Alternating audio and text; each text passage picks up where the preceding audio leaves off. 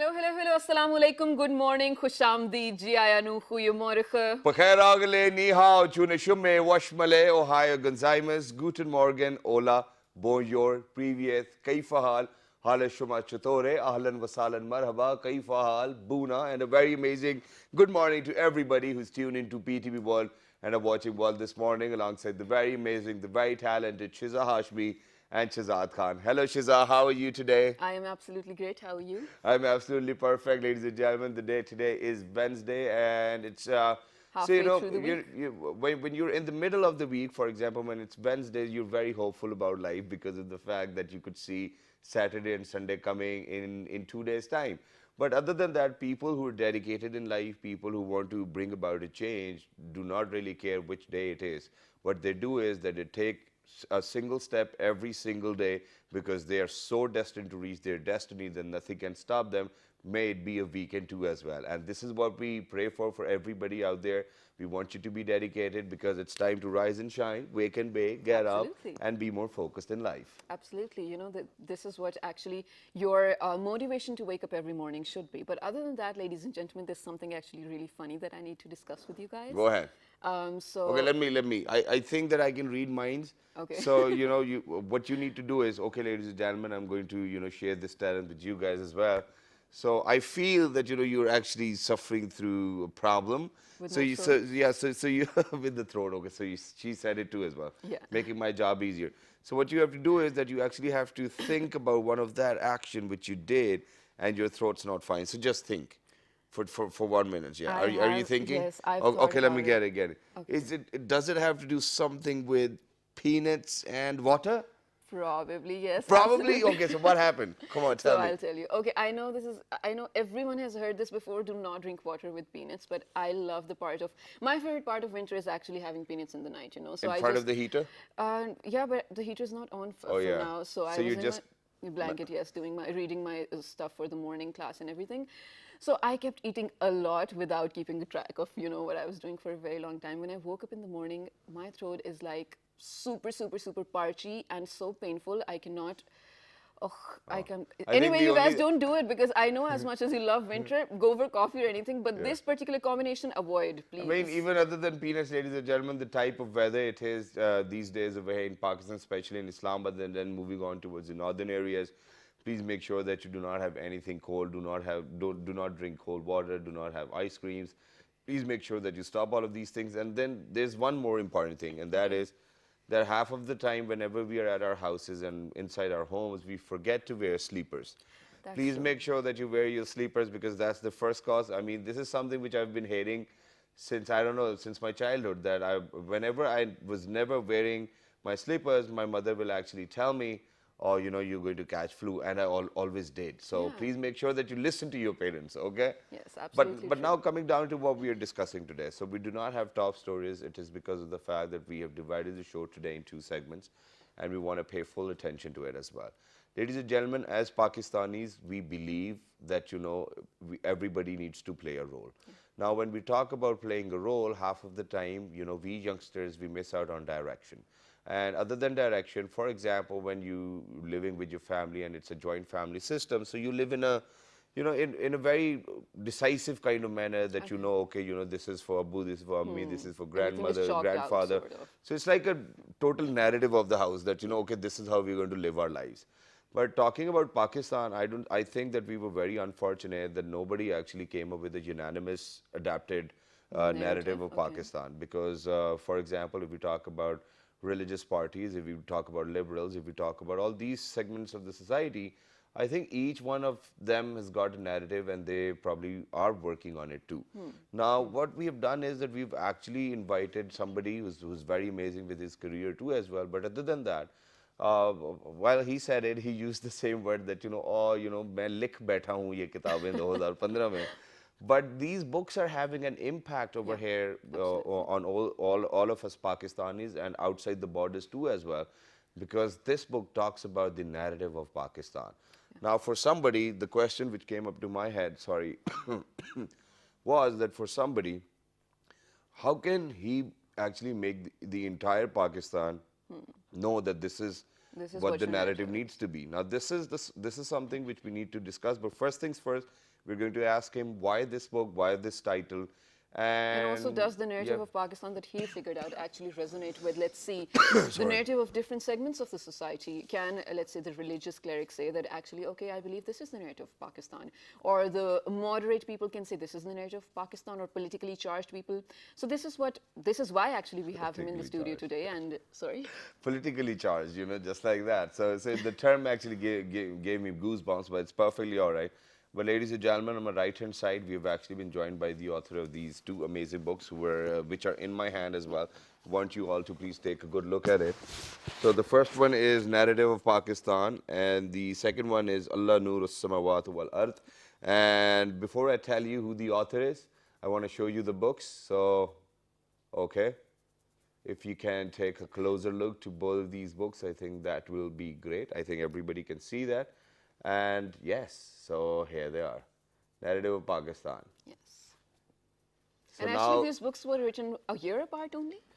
no, they were written in 2015, but before we introduce our guest to you, ladies and gentlemen, we'll have to move out for a short break. Don't go anywhere, because when you guys will be back, we'll be talking about whether this narrative of Pakistan is the narrative we need to follow, or we need to come up with our own books too as well. Stay Let's do tuned. it.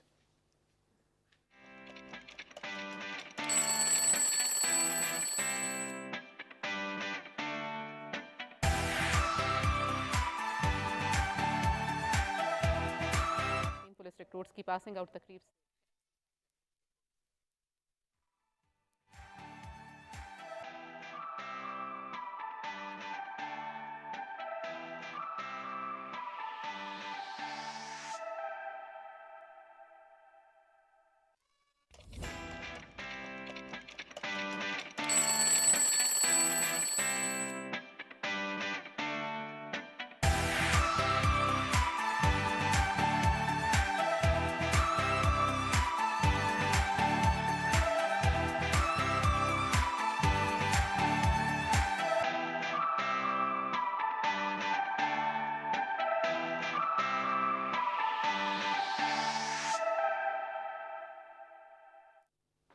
Welcome back to World This Morning, ladies and gentlemen. As we just said, it was a very short break, but we're back with the books that we're talking about today. It's the narrative of Pakistan.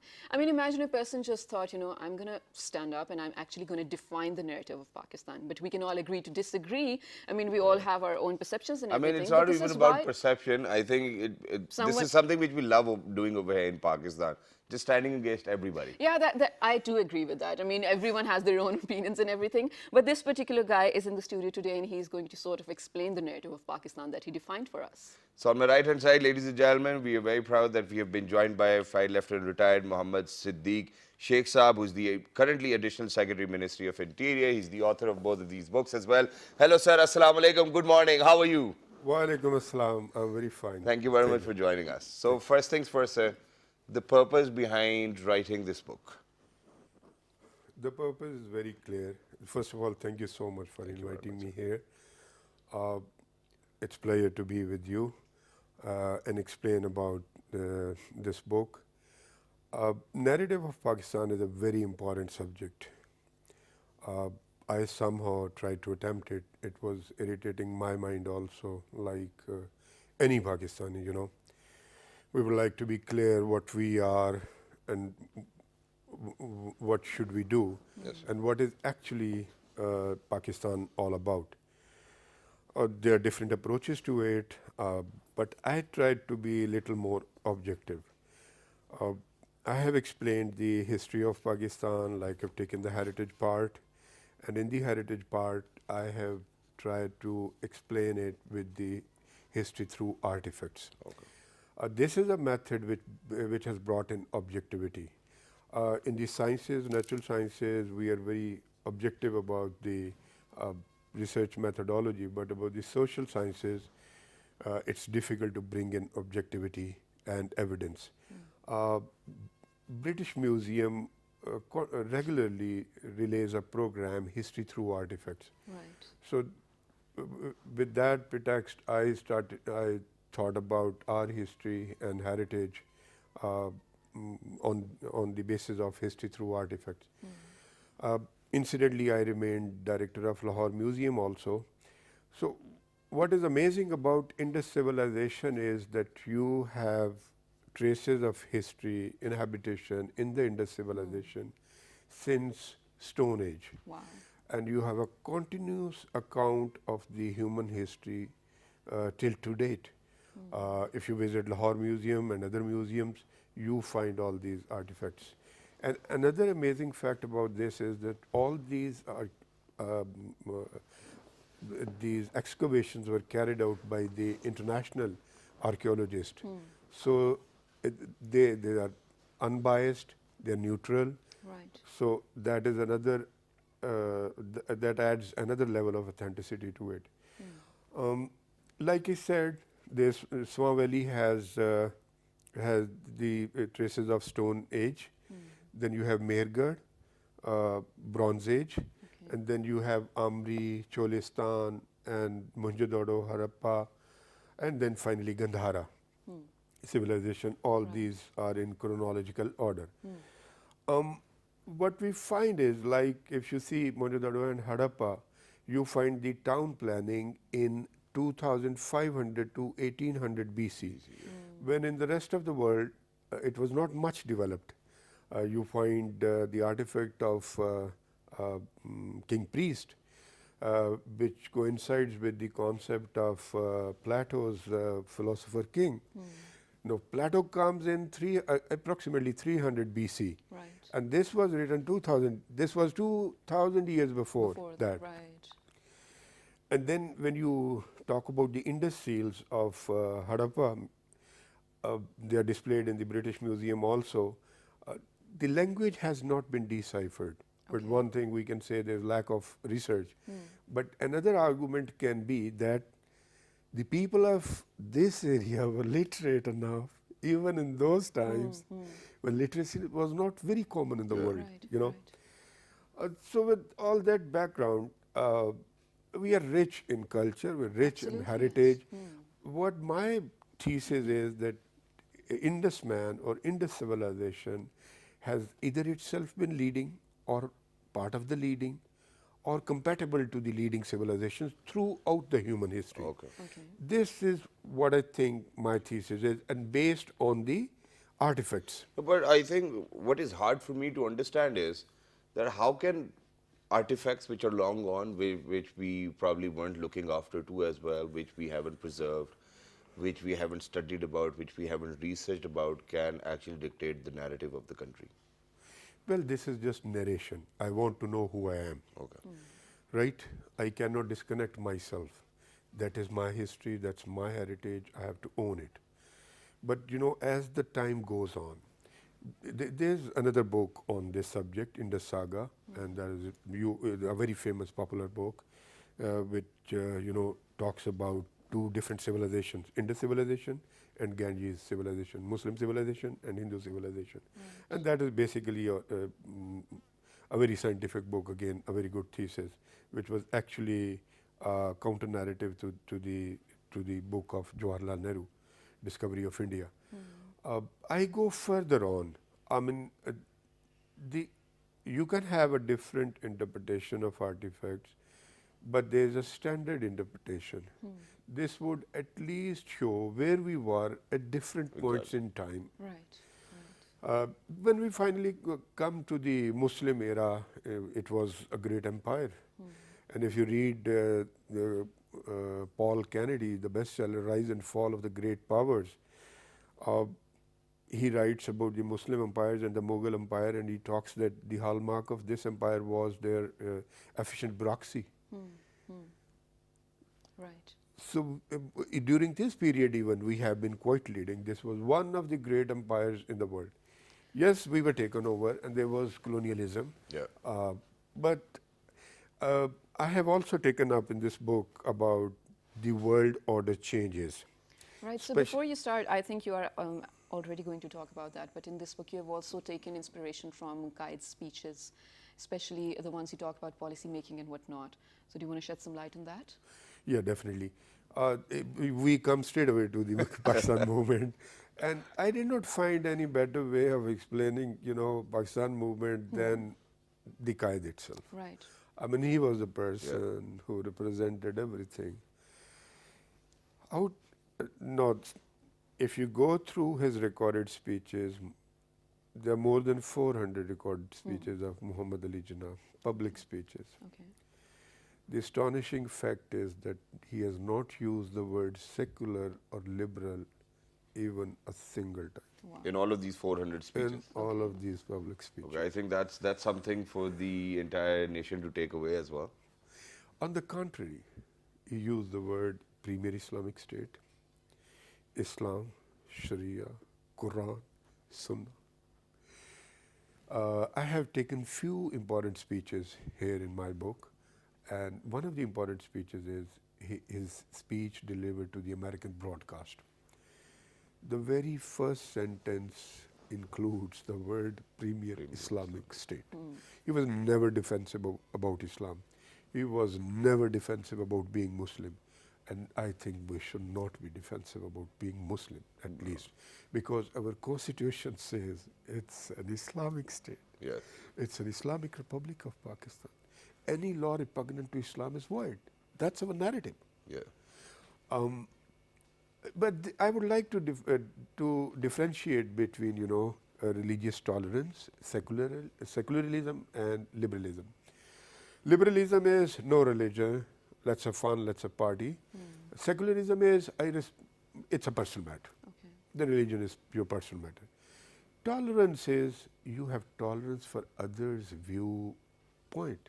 Okay. You have tolerance for other religions. It's everybody's fundamental right to think independently. Yeah. If I'm Muslim, if I'm convinced I'm Muslim, I should also respect the persons who are from other religions. And if you see, the same was done by the Holy Prophet, peace be upon him. I see. He lived with non-believers, he lived with Jews under a written agreement.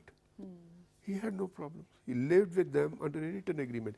If the Prophet, peace be upon him, could live with the other religions and even the non-believers in the same town, why can't we? Exactly. So I find the same approach with Muhammad Ali Jinnah. He had 100% tolerance for the other religions. And he was a staunch Muslim, believe you me. Just go through his final speech, which was delivered to the officers of the State Bank of Pakistan. And he criticized the Western inter-system greatly. I mean, it was harshly criticized.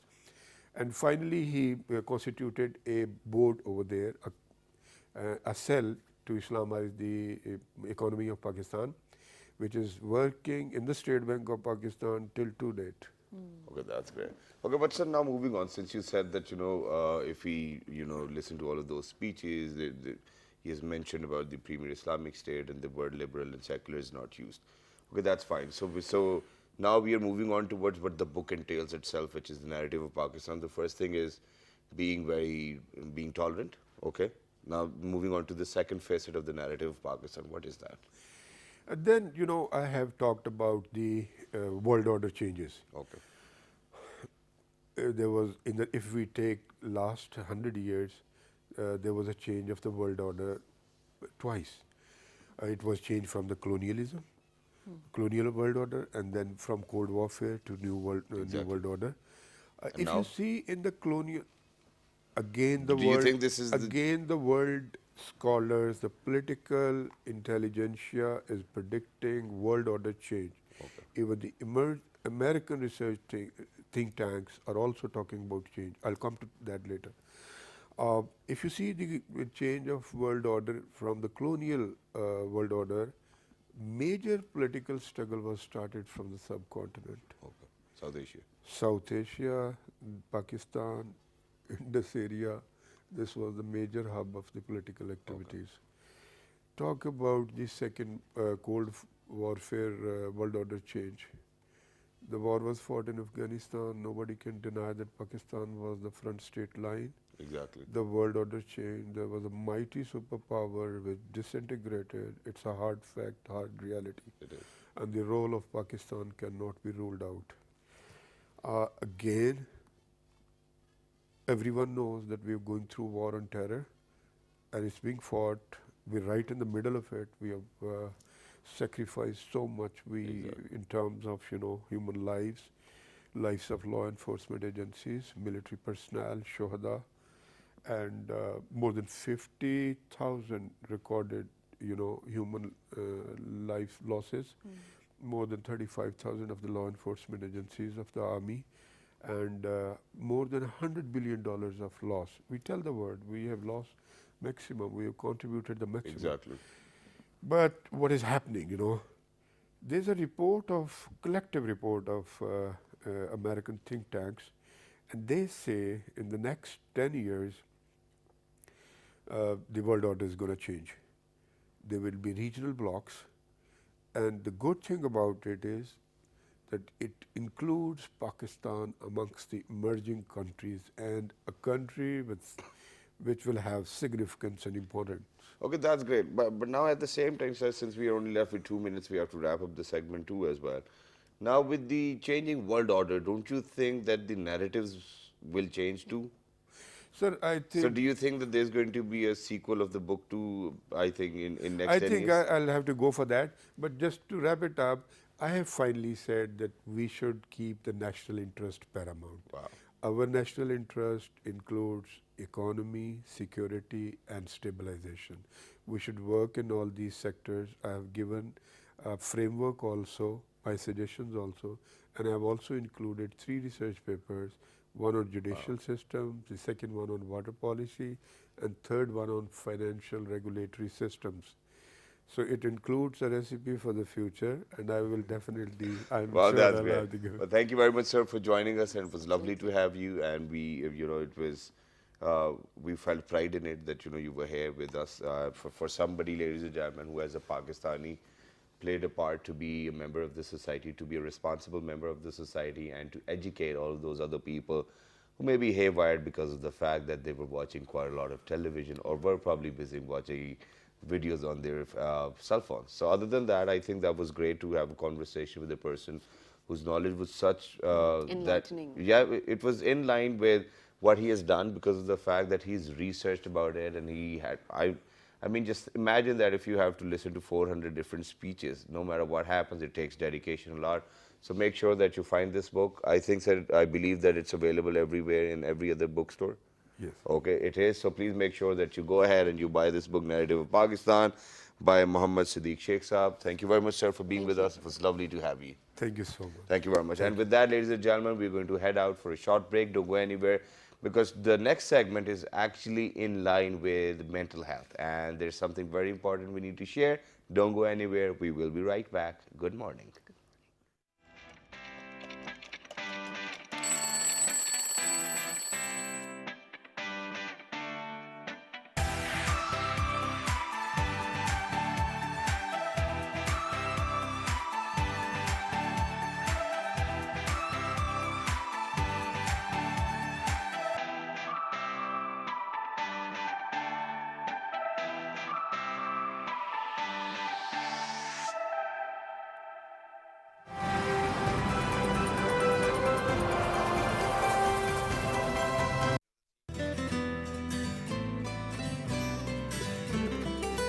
Book is life. Book is hope. And book is light for the future.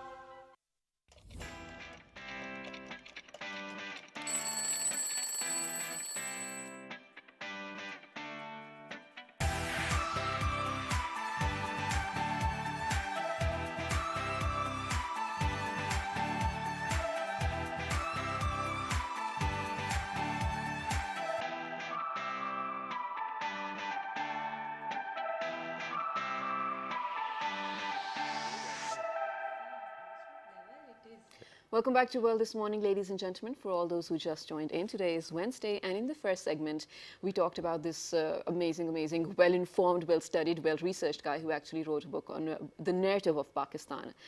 And today, it's the 10th of October, thus we are observing World Mental Health Day all across the globe. And this segment is actually in line with that. But before Shahzad moves on to tell us what the theme is, there's actually some things that I need to discuss. Yeah, sure, go ahead. So just, I think 4 days back, I came across something on Twitter, and it was absolutely shocking to me, but it's not something very unusual because I do see these things happening a lot. So there was a student in some university in Faisalabad who actually shot himself dead outside the gate of the university. And then he left a note as well to his parents and everything. And I can't say that he actually wrote this in the note, but he sort of hinted something like this. And then the students took up and said this is what he was going through. He was actually going through a stress regarding his studies and everything. Exactly. He was not probably making it too well with the teachers and whatnot. So, I mean, look at the level of stresses we're talking about. It's not only in adults anymore. We're talking about stresses in teenagers as well, because I get to deal with them on a daily basis since I have siblings, I have their friends as well. The issues and the stresses that they have, I don't think we or the parents consider them to be an issue, but it is actually because it is sort of, let's say, targeting their mental health. It is a stigma that we usually do not mention or talk about, but we need to. And I'm glad that actually a lot of people, due to social media, and are this is why, talking about over it. here in 2018, ladies and gentlemen, that on 10th of October, when it's World Mental Health Day, the theme is actually in relation with the adults too as well, because what happens is that, that this age is very vulnerable. I mean, for example, the first 7 years after your birth and then, when you're moving into adulthood are very important years. And I think this is where we really need to pay attention, and we really need to be, we really need to have our eyes open for people who actually might need help. I mean, you just mentioned one of these things, but other than that, I think that there are other examples over here in Pakistan, and the problem is increasing day by day because the facts say that by 2020, Pakistan will be on number 3 in terms of depression and anxiety in the entire world. And I think there are a lot of reasons which add on to your mental instability, but I think the first and the foremost reason is that we have got a stigma attached to the entire thing that we do not really want to go to a psychologist or a psychiatrist because they think that, we are crazy and we're not crazy. So first things first, we need to come out of this. And other than that, we'll definitely discuss all of those problems. Why this year, we are focusing more on adults, because I think that the percentage increasing is more in the adults itself. So, ladies and gentlemen, without any further ado, because we're very short on time and we want to get the best information out. So we have been joined with some amazing guests over here in the studio. On my right hand side, we have been joined by Professor Dr. Muhammad Tahir Khalili, who is a professor of clinical psychology, and he's the VP at the Islamic University too as well. Hello sir, assalamu alaikum, good morning. Thank you very much. Thank you very much for joining us. And alongside Mr. Khalili, we've been joined by a regular on the show as well. She's a clinical psychologist. She's running her own initiatives. She's none other than Ms. Sobia Khatib. Hello, assalamu alaikum. Walaikum assalam. Thank you very much for joining us. Thank you so much. So, Khalili sahab, we'll get the conversation started. I'm not going to ask you how important this day is or whatnot, but I think that the sole motive behind highlighting or observing this day is to let people know how important mental health is and what are the issues we are facing over here in Pakistan currently. First of all, thank you very much for inviting me to this show. Our pleasure, And it's a great initiative. And this is the important day you mentioned. There is no need to mention about this. But I think if you will be aware that WHO has a slogan that there is no health without mental health. Then mental health is very important. Right. Mental health is important for a healthy society. And you mentioned about this tragic incident in Faisalabad University. There are plenty in our country. If you look at the previous newspaper and you go there, then there were many people they committed suicide, particularly in Chitral. You have heard that. Malakand division is on the top now. And thanks to the KP government that they recently sent a task force to look at this problem.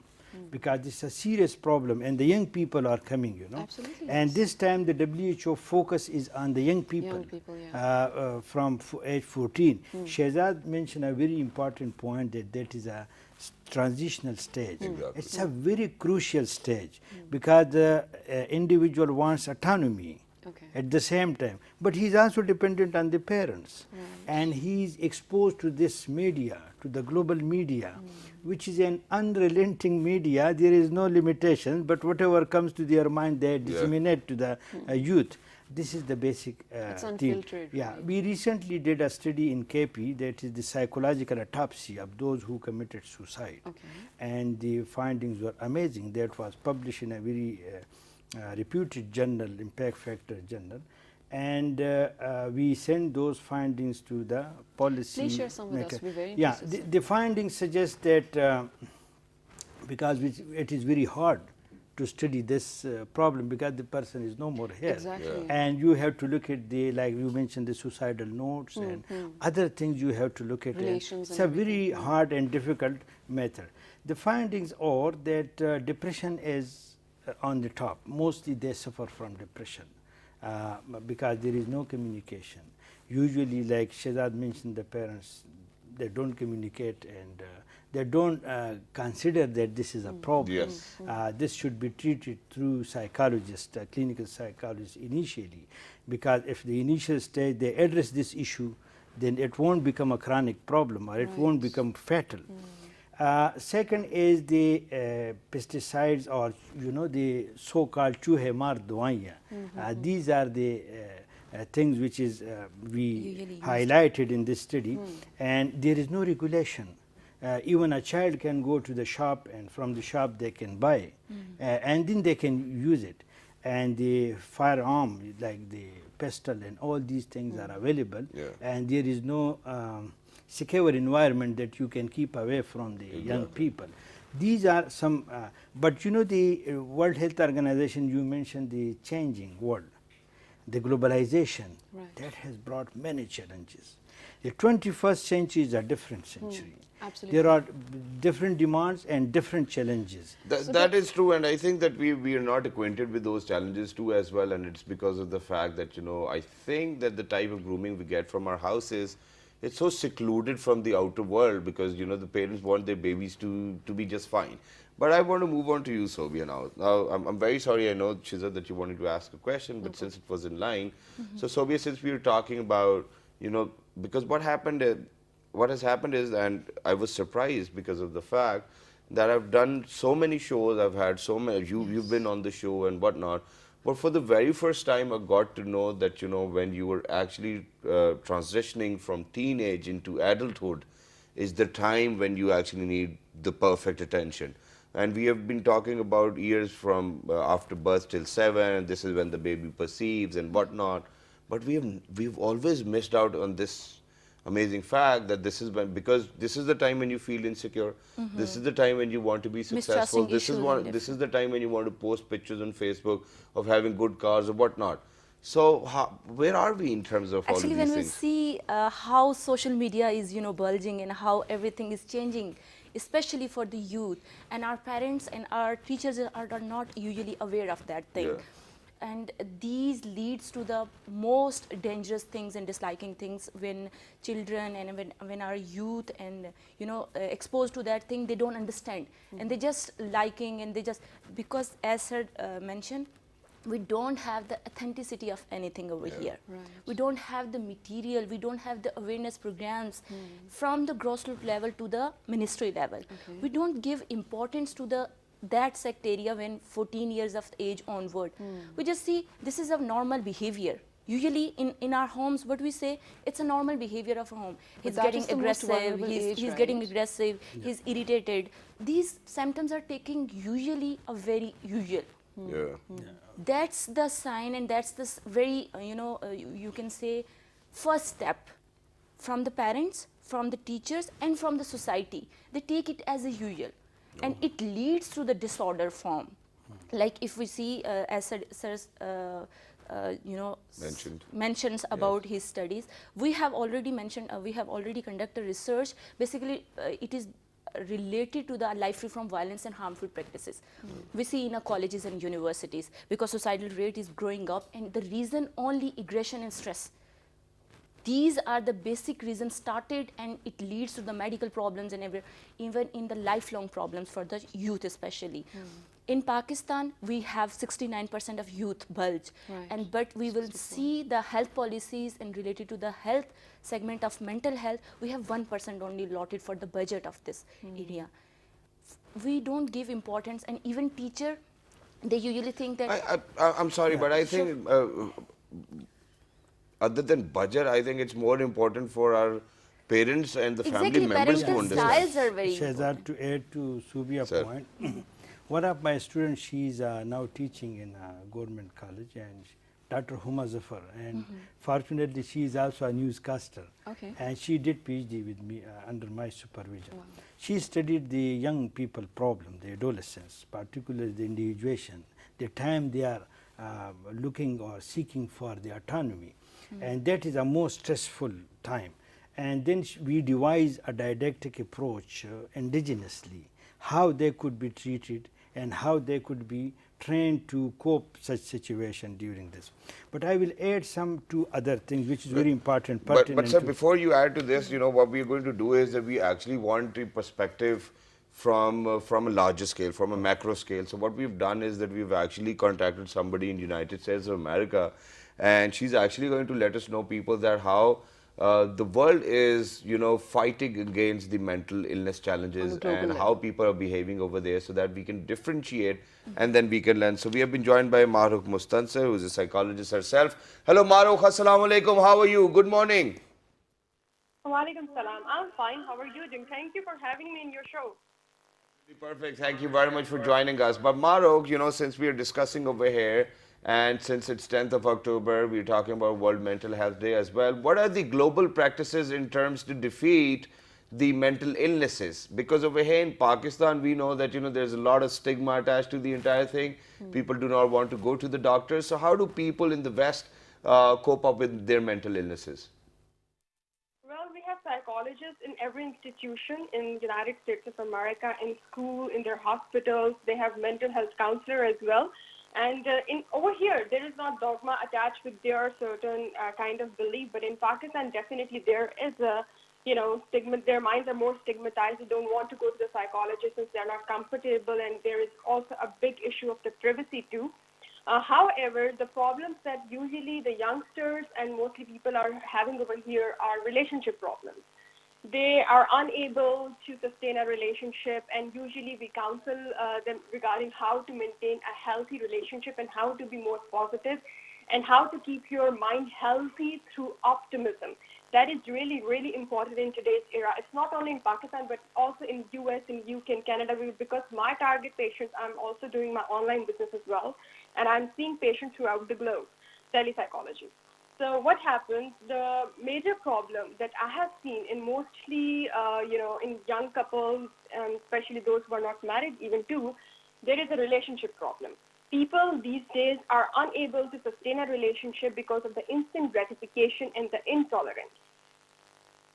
For saying that, I think this is something people have been talking about. But other than that, I just wanted to correct one fact, and that is that, you know, the more the developed countries are, I think more we see or witness issues of mental illnesses. For example, we have seen in the United States of America recently, I mean, not recently, but, you know, I think within this year and the previous year, that there were massive killings by people who took to streets as well, within rallies, within concerts and whatnot. So I mean, in every phase of life, we definitely take examples from the West, but do you think that it is a great idea to take an example of a psychologist from the United States of America, where there are more issues related to mental health? Well, in the United States of America, I must say there are issues mostly when it comes to emotional management. While in Pakistan, people do not, you know, go to the psychologist just because of the stigma attached with it. Here, people are coming to us telling their problems, but when I was practicing in Pakistan, people were hesitant to come to me because their family members, they used to call them insane. Their family members used to call them crazy people. But over here, it's not the, you know, there is not any kind of stigma attached with the mental health. So that's why most of the issues in the United States of America are on the media as well. And mostly people over here, what I notice, if I have to make a comparative analysis of Pakistan and US, definitely there is a huge difference and disparity when it comes to the emotional well-being. people over here are more into the racism, and they are unable to manage their emotions, especially when it comes to anger. And because if I must mention over here one of the theory modeling, which is the part of the social learning theory and the social psychology. What happens that people learn from the society, people learn from media. Over here, most of the TV shows, even the Petter Robertson shows and many shows, they are, somewhat mingling the religious identity with the mind frame of people, with the mental health structure of the people. That's why they are being manipulated when it comes to the emotions. And racism is too much over here, no doubt. But now it's been managed. It depends upon and varies from state to state. In Florida, it's more like, you can say it's more civilized, since they have many psychologists over here. But mostly when it comes to New York, New Jersey, the big states, people over there are more aggressive. So we need more psychologists over there in order to make Well, thank you very much for being with us. It was lovely to be in Yeah, conversation so I with you. gather that mental health and mental issues actually prevail all over the world, but the reasons that Yeah, lead to it are just to, different. But a very quick yeah, question to all of you, okay, because we're short on time. yeah. So I've been waiting to ask this for a very long time, but we've been seeing a lot of suicides and everything happening because of stress, because of, let's say, depression. But talk about the reasons that lead to depression. The things that come to my mind is probably poverty, studies, but there must be Socioeconomic so many status. other things. But Yes, it also yeah. for Social parents pressures. out there, for parents and teachers out there, how can they identify that Yeah. their probably child is actually going through such a thing? Are there some symptoms? Please Let him go ahead. answer. Yeah, let I him think, answer, I yeah. think on this day we need to mention the current challenges. Exactly. The depression and anxiety is the traditional psychiatric disorder, which is happening in our society. The current challenges are smartphone addiction, Exactly. which is prevailing in our society, Okay. and that has also contributing to the suicide. That is also contributing to depression. That is also putting the people in stress, and that's also deteriorating the intimate relationship, and the relationship with the parents, relationship with the classmates. They are sitting in one sitting room, but they are far away. They are mile away from each other. They are not attached. This is one issue we did. The way, because I am teaching in the university, I am a researcher, then we usually, our findings is based on research. We recently studied this smartphone addiction. We got a project from the Higher Education Commission of Pakistan and successfully finished, and we devised a treatment model that how we could treat the smartphone addiction. The third important part is the drug abuse, substance abuse, which is penetrating to our society. Exactly. And that is particularly the young people, like they are taking, and the phenomena is now different. Thank you for highlighting this, Miss but we are Sylvia, short very on time. quickly, the So we have symptoms? solutions. Yeah. Okay, solution, I think it would be start from the home level, because parents and teachers should be administer or especially indicates the things, and whenever they see any unusual behavior which is untactable or it can see which is not manageable, they must have in professional advice. Whatever from the psychiatrist, psychologist, even a social worker, even a teacher, expert, they should take advices from the senior one, from the expert one. And the second thing, they should take care of their emotional health. As Maruk mentioned, people in the world getting depressed and emotionally ill because they don't understand their emotion. Yeah. As we are mentioning about the young age, because in this time period pubertal changes and pubertal problems are highlighted, and they are in the rush form. We have to see and we have to tackle this. Thank you very much, Dr. Saab. Yeah, I think this important Sir. thing to mention. Sir. Everything is important. I Social, think. yeah, That's a true. social stigma is a problem, but we have a lack of resources. Exactly. You don't have robust mental health services. Yeah. We need a continuous epidemiological survey, and we need a good mental health services like the American psychologist she mentioned. There are plenty of clinical psychologists working. Like we have 7 million drug addicts. Exactly. But we don't have any Remedies number for of that. psychologists to handle this problem. Exactly. Thank you very much, sir, for highlighting all the issues and the solutions as well. Thank you very much, Ms. Sobia. And Shizza, do you want to say anything? Yeah, I really want to focus on one thing, that we're almost 8 people right now in the studio. And for a fact, I can say that 5 to 6 out of us are actually, let's say, victim of mental health issues, depression or anxiety for so many different reasons we don't even know. So please lend out your hand to anyone who needs to, needs your help, or you listen to them, help them out in any small possible way that you can. So, ladies and gentlemen, all the details to write to us are on your television screens. Please do write to us. We are going to bid farewell. Thank you very much. 1, 2, 3. Good morning. morning.